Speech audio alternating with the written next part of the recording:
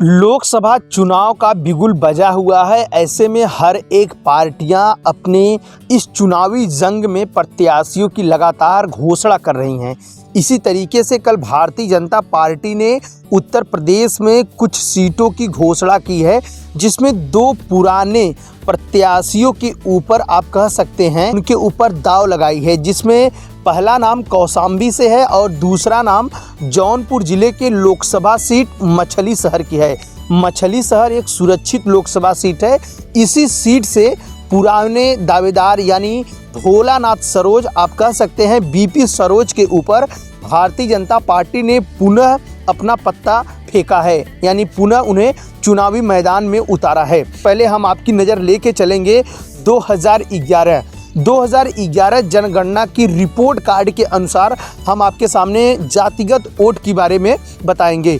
तो पहले यादव लगभग 2 लाख से ज़्यादा आके गए हैं, वहीं दलित 2.5 लाख से ज़्यादा हैं, ब्राह्मण 1,70,000 से ज़्यादा हैं, राजपूत 2,42,000 से ज़्यादा हैं, तो वहीं मुस्लिम 90,000 से ज़्यादा हैं, अन्य करीब 1 लाख से ज़्यादा आके गए हैं। तो अब आप समझ सकते हैं ये है जातिगत।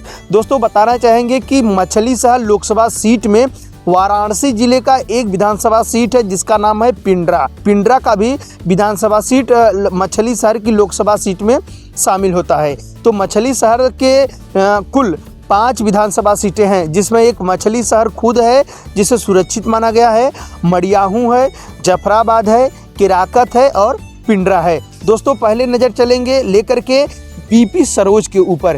बीपी सरोज 2019 का चुनाव जीते थे। 32वें राउंड में देर रात्रि का सहारा लेकर वह भी मात्र 181 वोट से जीते थे।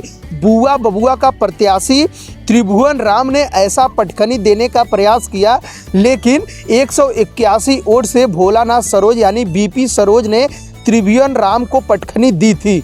अब आपको याद दिलाना चाहेंगे कि यह है 2019 की कहानी। तो 2017 में जब विधानसभा चुनाव हुआ था तो वहां भारतीय जनता पार्टी यानी योगी में कहे जाने वाली उत्तर प्रदेश में क्या स्थिति थी उन 5 विधानसभा सीटों पे, यह भी नज़र आपकी एक बार ले चलेंगे।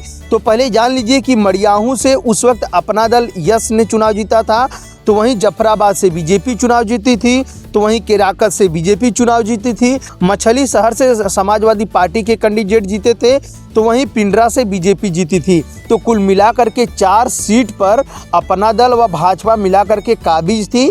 एक सीट ऐसी थी जिसमें समाजवादी पार्टी के खाते में गई थी। दोस्तों तो ये तो हो गई 2017 की बात।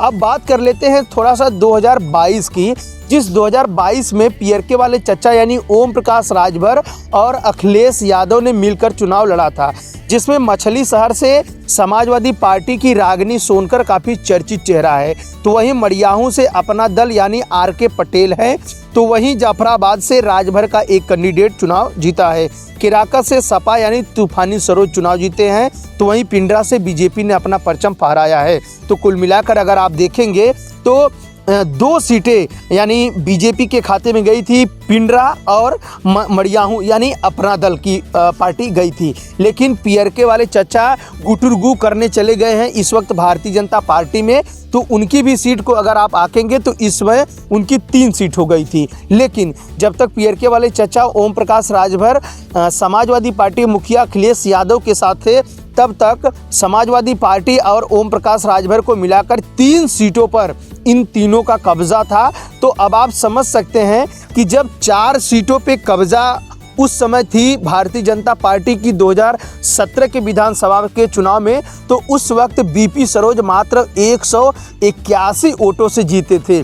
तो बीपी सरोज के ऊपर भारतीय जनता पार्टी ने 2024 का भी पत्ता फेंका है। तो अब आपको आकलन लगाना होगा कि 2019 में जो 181 वोट से लोकसभा सीट का चुनाव अगर जीता होगा तो 2024 में जीतने के लिए उसे कितने कांटों से होकर गुजरना पड़ेगा, इसका आकलन आप कर सकते हैं। दोस्तों अब आपकी नज़र लेके चलेंगे हम उस व्यक्ति के ऊपर जो बुआ बबुआ के साथ गठबंधन त्रिभुवन राम के ऊपर।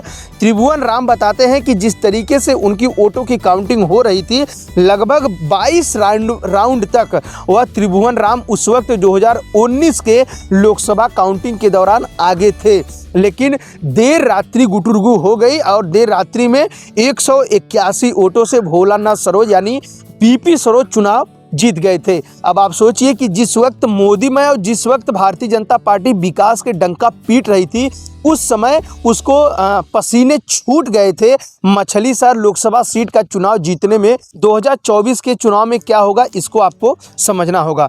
दोस्तों जिस तरीके से इस वक्त का चुनावी सियासत इतना गर्म हो गया है, इस चुनावी सियासत में हम आपको बताना चाहेंगे कि अभी भी समाजवादी पार्टी और बहुजन समाज पार्टी ने अपने पत्ते नहीं खोले हैं। अगर सपा और बसपा अपने पत्ते को खोलती है, पीपी सरोज के लिए कितना सरदर्द होगा ये तो आने वाला समय बताएगा, लेकिन अभी तक आने वाला समय ये बता रहा है कि मोदी में वहाँ नहीं दिख रहा है, वहाँ की जनता काफ़ी ज़्यादा जागरूक दिख रही है।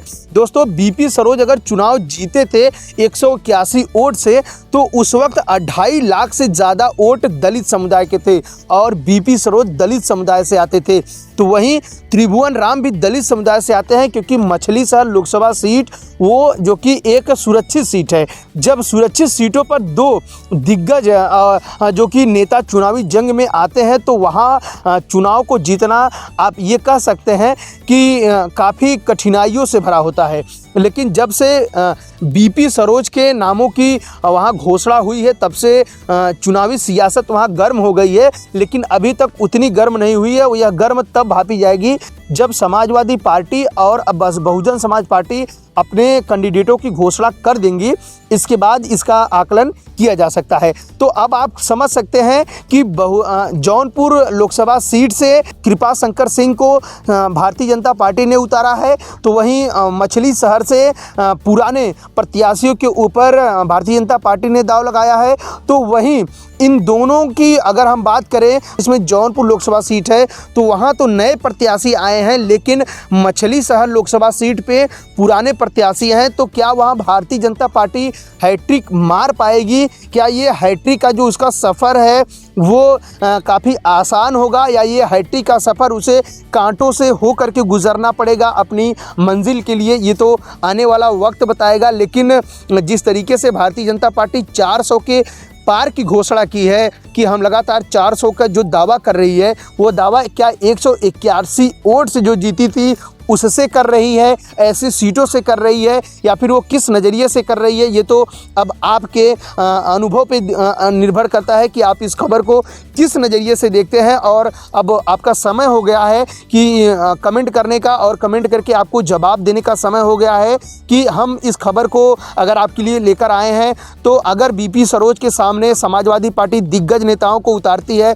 अगर 2019 का प्रत्याशी यानी त्रिभुवन राम ही अगर बहुजन समाज पार्टी से टिकट लेकर आते हैं, तो क्या ये मुश्किलें जो है बीपी सरोज की और बढ़ जाएगी या मुश्किलें और आसान हो जाएगी? अगर समाजवादी पार्टी वहाँ जाति कार्ड खेलती है, यानी इसी कार्ड के यानी बीपी सरोज के ही जात से अगर किसी को टिकट देती है, तो वहाँ का चुनाव कितना रोचक होगा, ये आप हमें कमेंट करके बताएंगे। अब वक्त हो गया है हमें इजाज़त देने का, तो अब दीजिए राजकुमार सरोज को इजाज़त। फिर किसी नए वीडियो में हम फिर मिलेंगे एक नई जानकारी को लेकर के। तब तक आप हमारे इस गांव की आवाज़ चैनल पर बने रहें।